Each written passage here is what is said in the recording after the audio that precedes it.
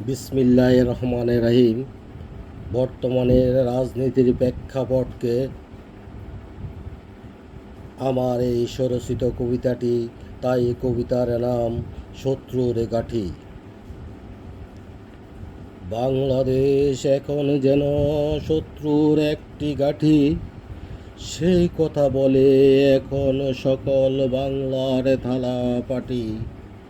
উত্তপ্ত তাই বাংলার সকল মাটি,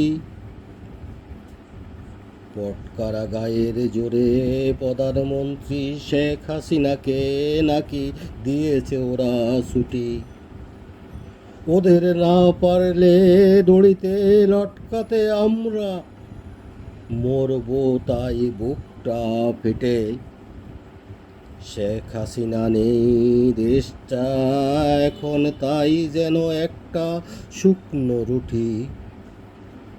শত্রুরা খেয়ে ফেলছে এই দেশের সকল সম্পদ করে লুটপাট। সুযোগ পেয়ে আওয়ামী লীগের উপর আবার ওরা করছে চোটপাট। তাই এখন তাদের হাতের দেশটা একটা জাল নোট। ওদের যেন কিনা বিচার বিভাগ আর সকল কোর্ট।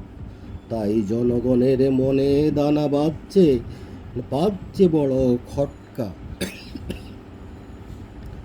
শেখ হাসিনা প্রধানমন্ত্রী হিসাবে ছিল দেশের শ্রেষ্ঠ। এখন যাদের হাতে রাষ্ট্র এরা সকলে পথভ্রষ্ট। আন্দোলনের নামে কোটা দাবিতে করেছিল যারা লুটপাট, তেমনি সুদখোর আর নাস্তিক ইনুসো নষ্ট। দ্বিতীয় তৃতীয় পক্ষ এখন দেশের তাই সাজছে বড় লাট।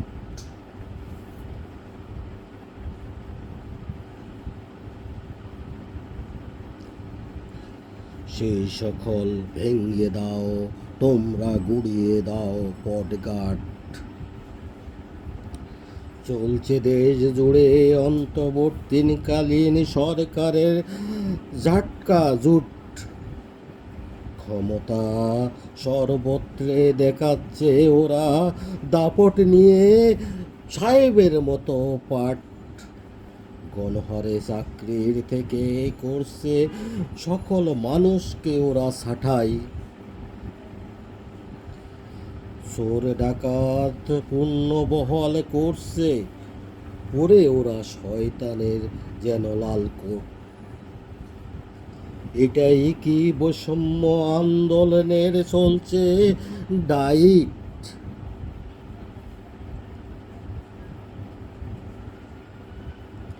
দেশ বাঁচাতে হলে এদের সাথে করতে হবে ফাইট।